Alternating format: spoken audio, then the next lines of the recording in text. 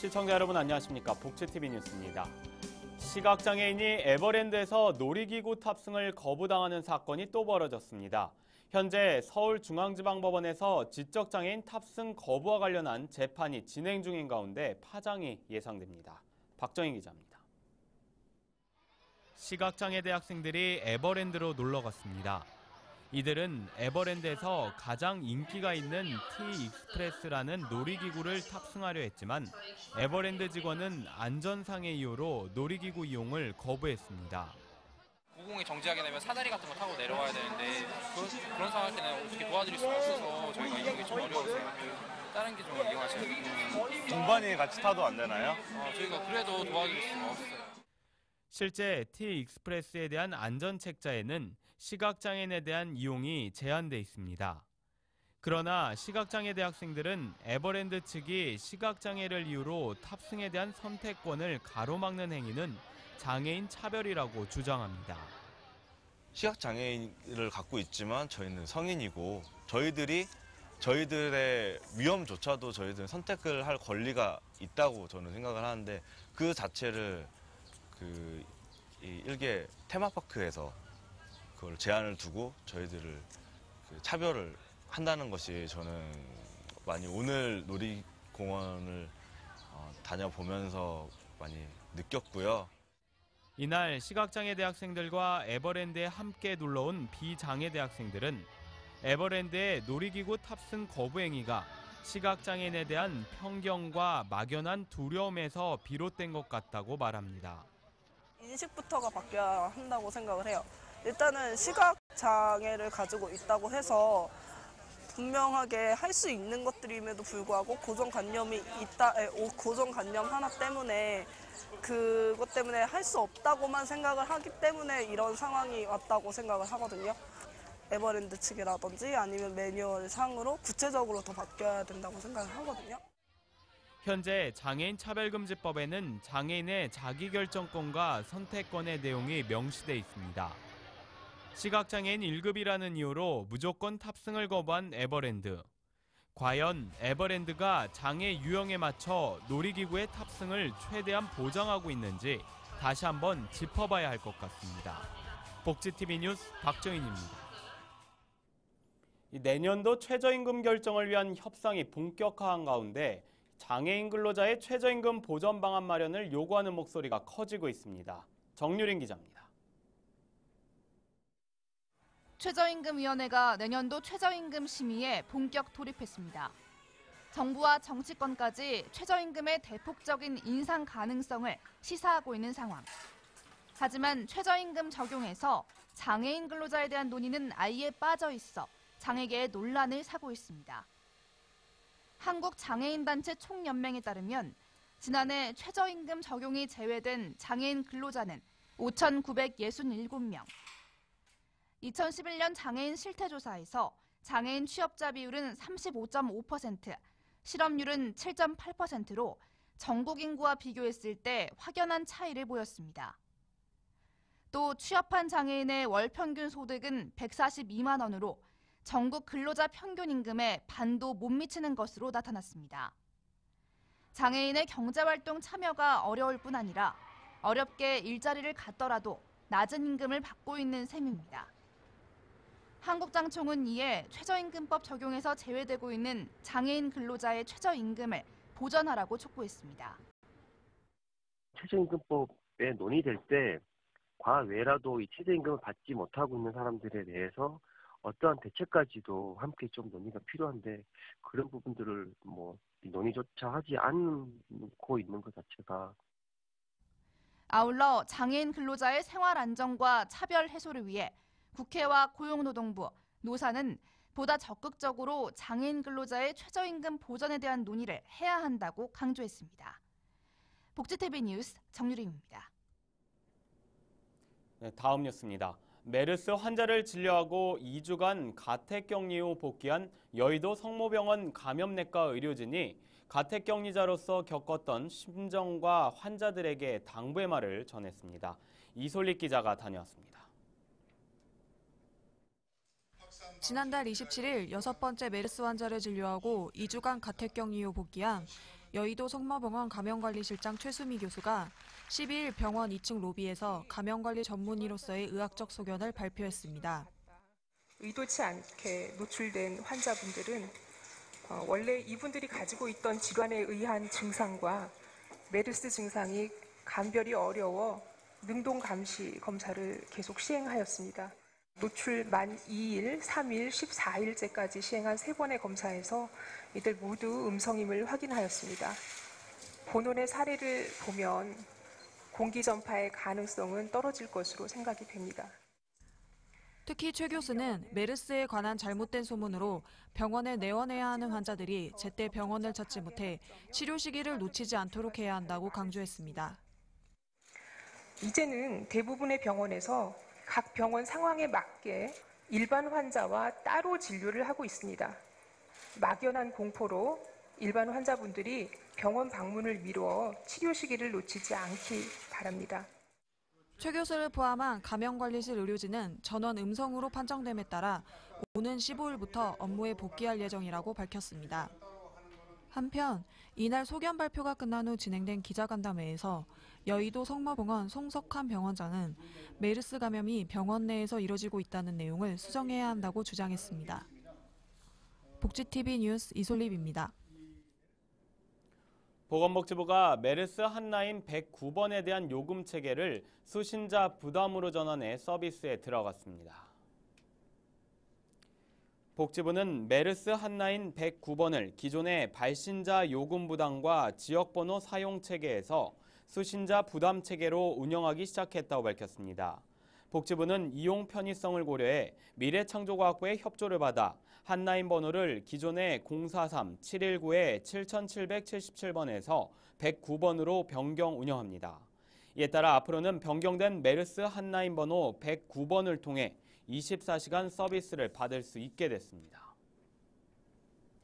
장애인 개조 차량도 어린이 통학버스로 등록할 수 있도록 제도를 개선해달라는 요구에 경찰청이 관련법 개정을 약속했습니다. 경찰청은 이와 관련한 도로교통법 시행규칙 개정을 적극 추진하겠다고 밝혔습니다. 경찰청이 밝힌 개정안은 장애인용 개조 차량이 9인승 이하가 되더라도 어린이 통학버스로 등록이 가능하도록 하겠다는 내용입니다. 한편 현재는 통학버스로 가장 많이 사용하는 12인승 차량에 휠체어 리프트를 장착한 경우 7인승으로 변경돼 어린이 통학버스로 등록을 할 수 없는 문제가 있습니다. 한국장애인단체 총연맹이 한국시각장애인연합회 이병돈 회장을 상임대표로 선출했습니다. 한국장총은 이사회와 임시총회를 열고 이병돈 한국시각장애인연합회 회장을 상임대표로 선출하고 공동대표로 한국농아인협회 이대섭 회장과 한국장애인단체 총연합회 윤현영 회장을 선임했습니다. 이병돈 상임대표는 취임사에서 앞으로 소속단체들의 권익을 위해 힘 닿는 데까지 열심히 하겠다고 밝혔습니다. 이 경기도에서 소외된 이웃을 돕기 위해 서랍 속에 방치돼 있는 작은 동전들을 모으는 캠페인이 진행 중이라고 합니다. 이 티끌 모아 태산이란 속담이 있는데요. 김소영 기자가 소개합니다. 10원, 50원, 100원. 주머니 속 깊이 잘 사용하지 않는 동전들이 차곡차곡 모이고 있습니다. 동전을 기부함에 넣는 사람들도 별것 아니지만 누군가를 도울 수 있다는 생각에 보람을 느낍니다. 집에서 안 쓰는 동전으로 이렇게 남을 쉽게 도와줄 수 있다는 거에 대해서 생각의 인식이 좀 바뀌었고요. 그리고 이제 앞으로도 좀 간단하지만 이렇게 편리한 방법으로 좀 더 남을 도울 수 있었으면 좋겠습니다. 서랍 속 방치돼 있는 동전과 해외여행 후 남아있는 동전을 모금하는 캠페인이 진행 중입니다. 서랍 속 나눔 캠페인은 서랍 속에 잠자고 있는 외국 동전이라든지 10원짜리 동전 등 자신에겐 그렇게 소중하지 않지만 모여지면은 사회의 어려운 이웃들에게 큰 도움이 될 수 있는 이런 자원을 모아보자라는 취지로 시작된 캠페인입니다. 모금 목표액은 12억 5천만 원. 경기도민 모두가 100원씩 모금한다는 것을 근거로 산출했습니다. 그러나 메르스 여파와 캠페인이 잘 알려지지 않아 모금 현황은 미미한 상태입니다. 공무원들을 대상으로 도청과 교육청, 재난안전본부 등에 찾아가 캠페인 참여를 유도하고 있습니다. 또 초중고교에도 동전 봉투를 전달했습니다. 이렇게 모금된 동전은 경기도에서 진행하는 무한돌봄 사업 기금으로 사용돼 저소득층 위기가정에게 의료비와 생계비를 지원하고 또 교육청과 함께 빈곤층 청소년들에게 교복과 생필품 구입 등으로 쓰일 예정입니다. 서랍 속 동전 나눔 캠페인은 오는 6월 30일까지 진행됩니다. 캠페인에 참여하길 원하는 도민은 가까운 읍면 동상소에 있는 모금함을 이용하면 됩니다. 복지TV 뉴스 김소연입니다.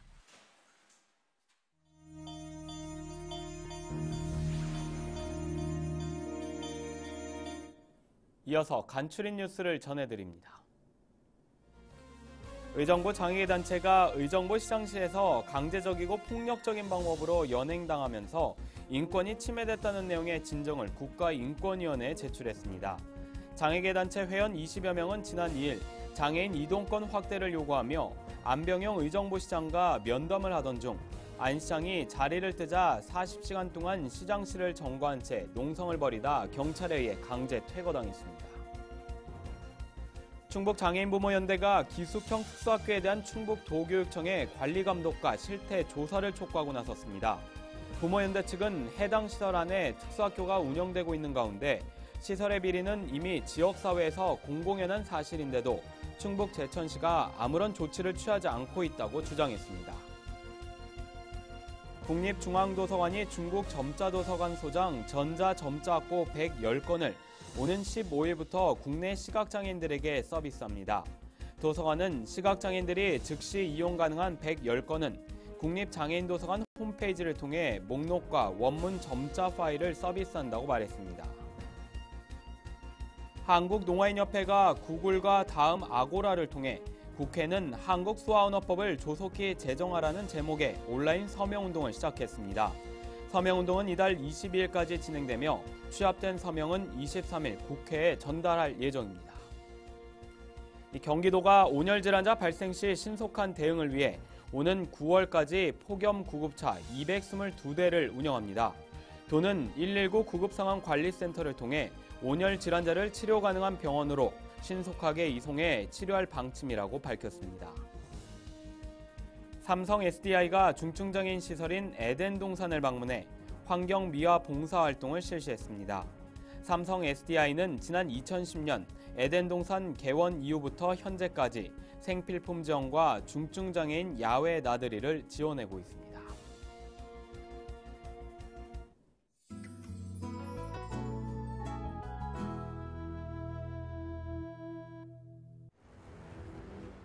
주라기 공원이 문 닫은 지 22년.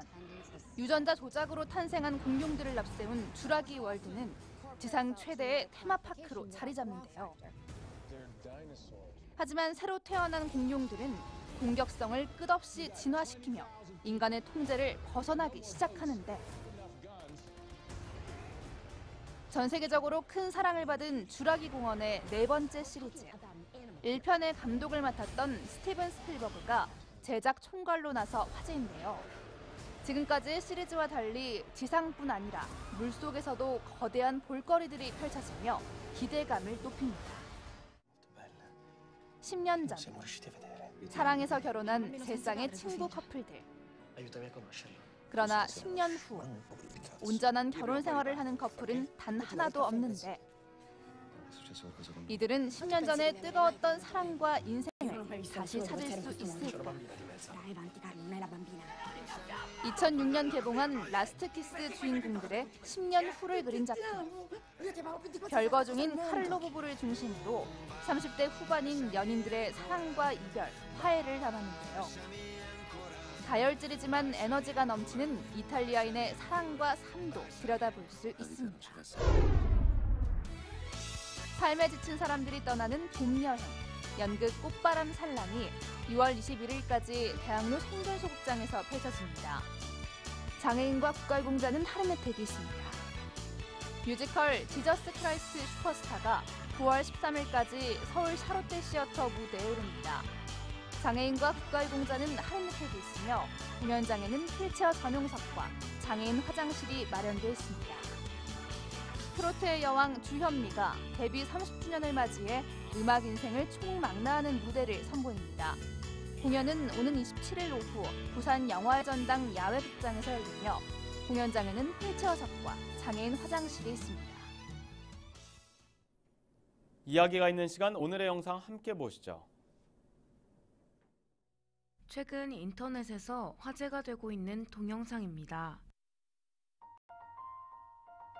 스쿨버스가 우회전해 오자 안내견은 시각장애인인 주인을 보호하기 위해 버스와 주인 사이를 가로막았는데요. 안내견은 수술이 필요할 정도로 다쳤지만 주인의 곁을 떠나지 않고 묵묵히 주인의 옆을 지켰다고 합니다. 사람과 반려견의 따뜻한 사랑이 느껴지는 영상이었는데요. 지난해 국내에서 버스 운전자가 시각장애인과 안내견의 승차를 거부한 사례가 있었죠. 이 안내견은 시각장애인의 안전을 책임지는 중요한 역할을 한다는 점 잊지 마시기 바랍니다. 행복한 미래를 여는 방송 복지TV 뉴스를 마칩니다. 시청해주신 여러분 고맙습니다.